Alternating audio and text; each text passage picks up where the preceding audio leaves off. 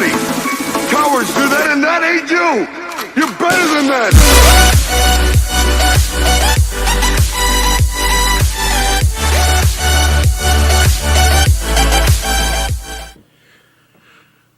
What's up, Otaku and Gamer Nation?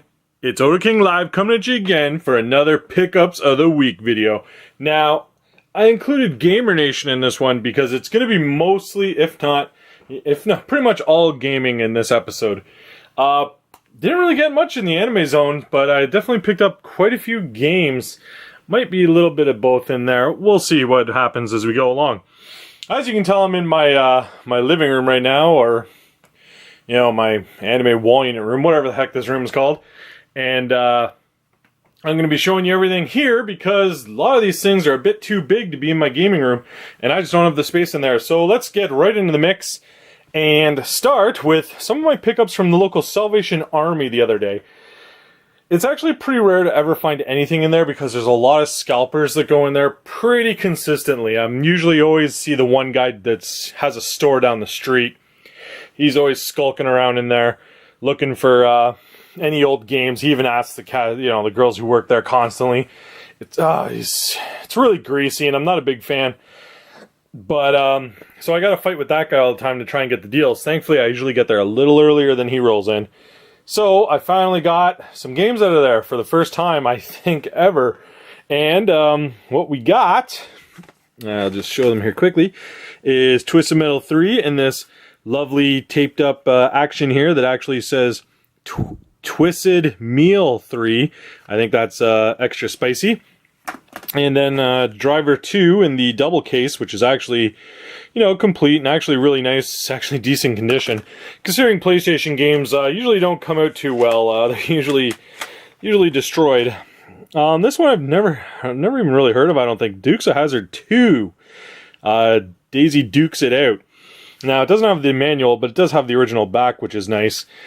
I don't know if I have that game or not. Well, usually when I see PlayStation games, I just grab them if the price is right, and then I figure out if I have them already or not. Spec Ops, Stealth Patrol, which is nice, good shape. And then the last one, which I wasn't going to grab, and then I was like, oh, what the hell am I thinking? Get Fantastic Four. Because of Salvation Army, they're only like 25 cents each.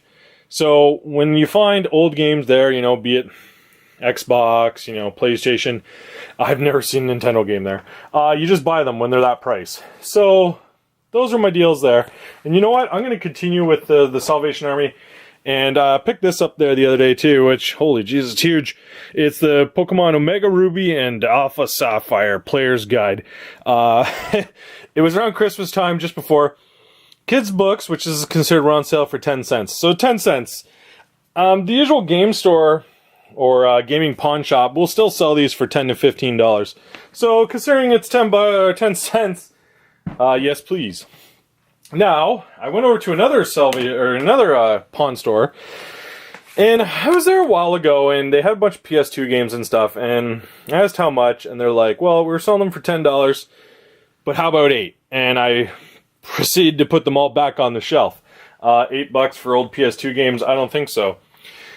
Now, I went back a few weeks later, they were all still there, asked again, what do you think? Changed her story to $2 a game. So I grabbed a bunch. And then she even opened up secret drawers that were underneath, and there was a ton more games under there. So let's say I picked up a few more things. Now, there, I got this complete Tekken 2, which is really good shape. And then, unfortunately, missing the manual, Spyro the Dragon, but if you know, Spyro is worth money. I do not know why, but, you know, the average Spyro game, at least on PlayStation, sells for around $20. Now, I grabbed Outlaw Tennis on the original Xbox. Not too sure, but it seems interesting enough. And again, you know, they had the $10 tags on them, but I only paid $2. So, what the hell, I don't think I had it. And then on PSP even, they had Daxter, which my PSP collection is really weak right now. So I'll take this Daxter, and then I took Secret Agent Clank, which, you know, again, $2 each, yes please. Because even PSP games are becoming incredibly hard to find. And then on PS2, we got Harvest Moon, Has that EB Games sticker in the corner, which is really nice. Now this I did have already.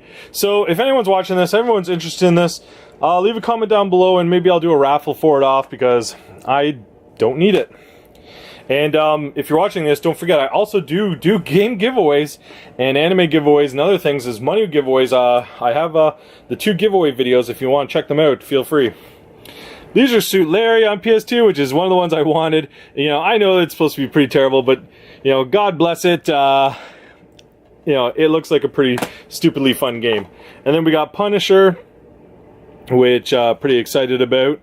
And then Dark Angel, which I don't even really remember.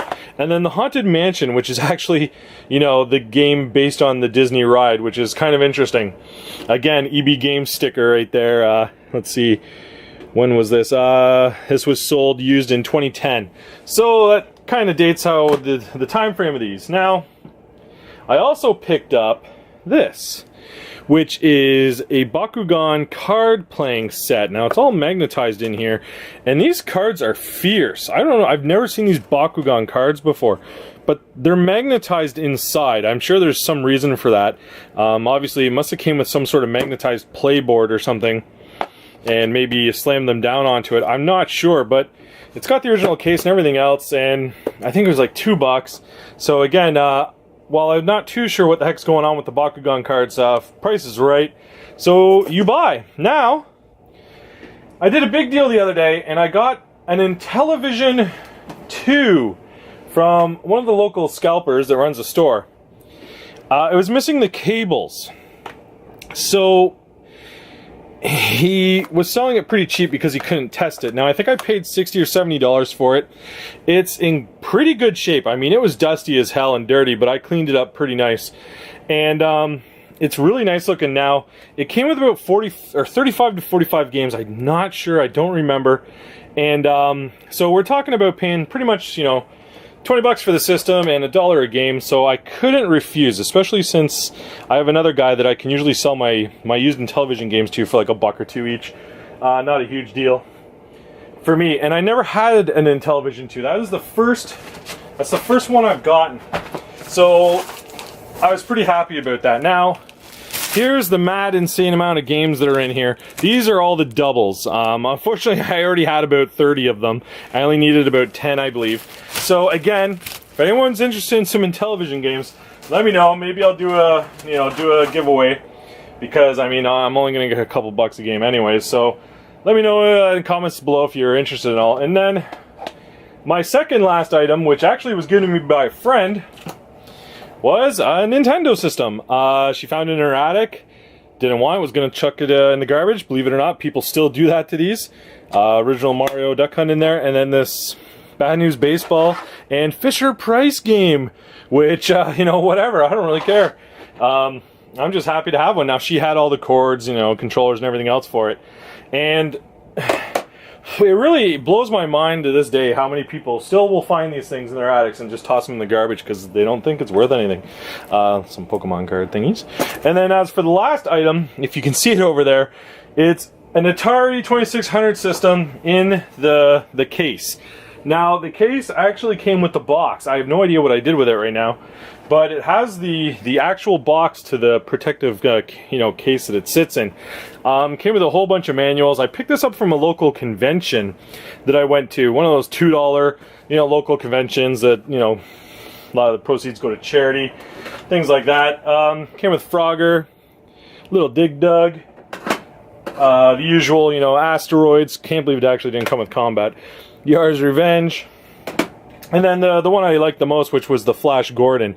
Now, I already have a Flash Gordon, but it's like the Coleco version or something, so I never had actually this version of it. Now, I don't actually know what to do with the Atari itself, because I already have, I don't know, 2 or 3 of them, but $50 was the price, and I didn't even haggle because, you know, for that kind of price, the price is right. So I picked it up just pretty much because of the case having the box, and it's very clean. He said it was in storage for like, you know, 20-30 years. I mean, the cords are still wrapped. It's borderline dust free, and I couldn't say no. Again, when the price is right, I can't say no. So that's it for this week.